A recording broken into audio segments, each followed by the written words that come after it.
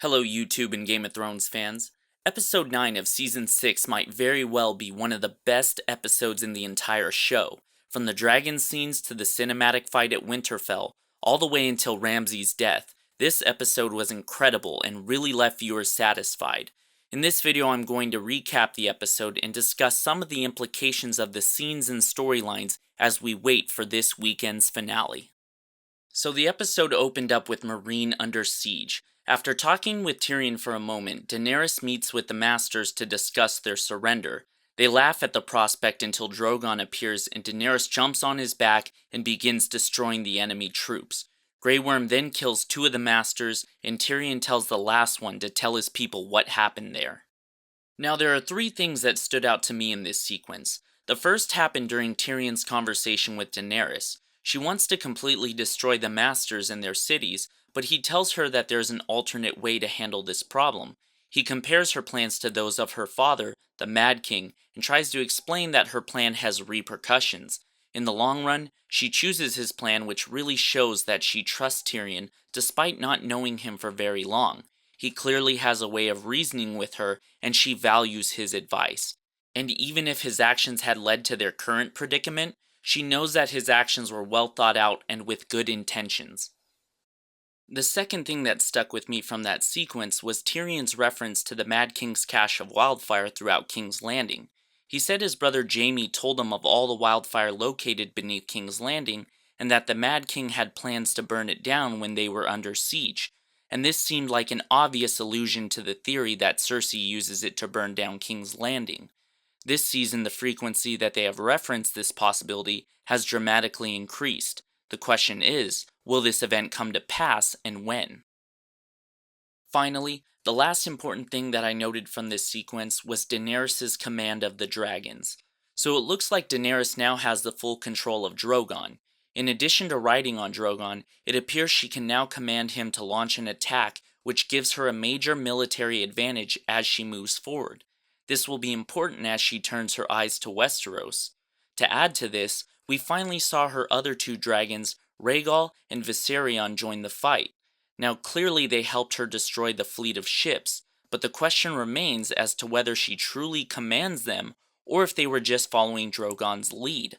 I honestly feel she really doesn't have control over them at the moment, because I believe they're building up a situation where other dragon riders come into the picture who will build bonds with her other dragons. Jon and Tyrion, perhaps? I believe so. After Daenerys' sequence, we head back to Jon Snow. He tries to coax Ramsay into fighting him one-on-one for the right to Winterfell. Ramsay knows what Jon is doing, and doesn't fall for the trap.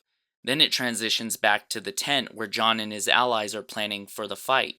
After they leave, Sansa remains with Jon and tells him that Ramsay will try to hurt him in a different way.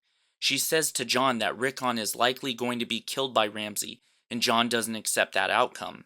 As we eventually discover midway through the episode, she was right. Shortly after Jon finishes his conversation with Sansa, he heads to Melisandre for one of the more interesting dialogues of this episode. He asks her to not bring him back if he dies again. She says she will have to at least try, and that it's not her, but the Lord of Light who brings him back. Then she tells him that maybe he is only a smaller part of a bigger plan, and that maybe he might die again. Now, once the whole episode is completed, it was obvious that Jon made it out alive, but the tones were interesting in this scene.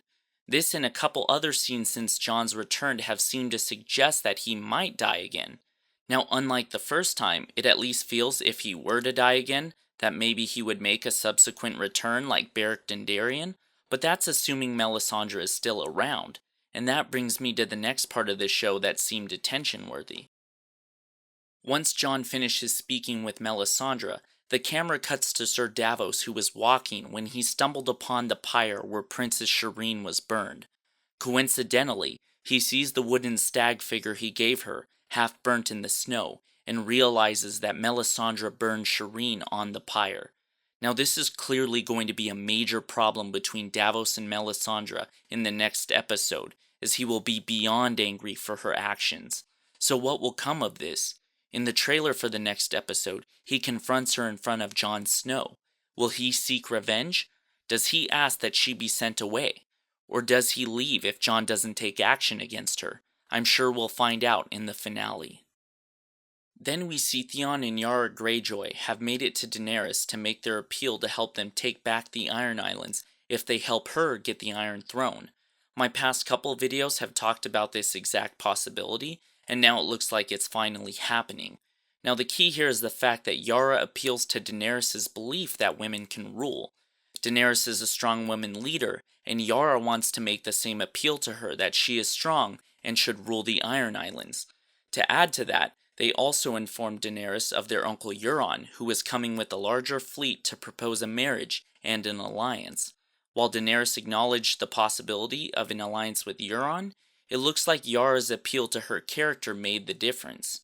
So now it appears they will team up and take back Westeros and start with the Iron Islands. Will the season finale mark the beginning of their voyage? Finally, the last half of this episode was the battle between the Starks and the Boltons. As I predicted in my last video, Rickon was killed by Ramsay after he set Rickon free and told him to run to Jon Snow. Right as he reaches Jon, Ramsay shoots him in the back with an arrow.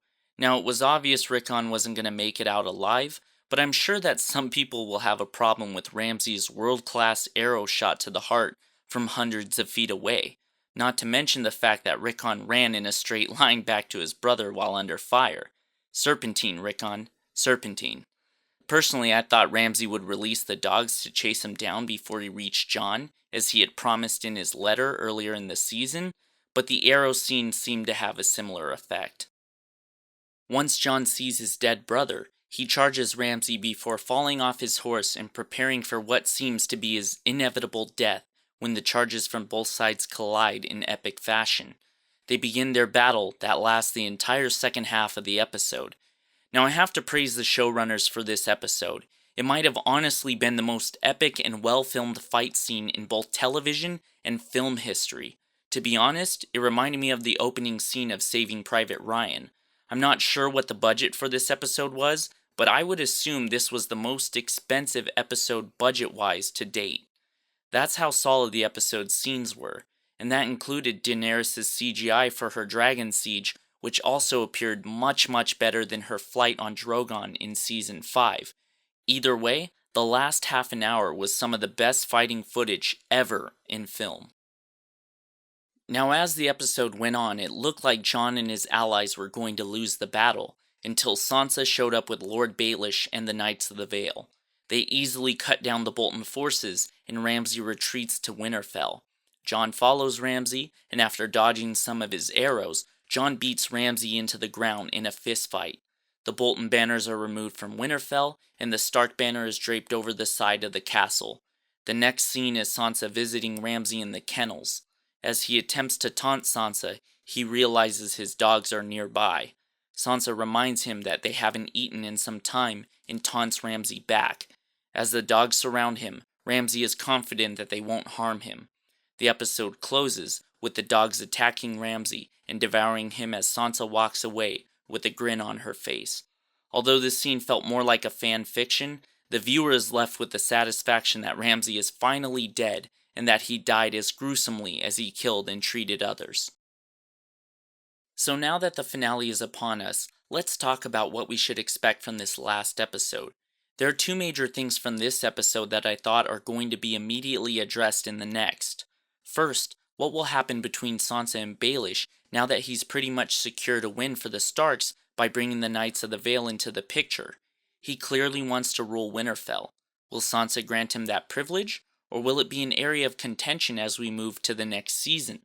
Sansa's character before might have accepted the alliance, but now she might turn her back on him now that she's stronger and sees his true intentions. Second, we have the issue between Sir Davos and Melisandre. After the battle, he gave her an angry glare. It's certainly going to have an impact on this last episode, as the situation will be addressed. We also have Cersei's storyline that needs more closure. Cersei will likely stand on trial in the next episode. Will she burn down King's Landing as foreshadowed? Or will Queen Marjorie or Tommen intervene seeing the radical behavior of the Sparrow? I think the latter is more likely.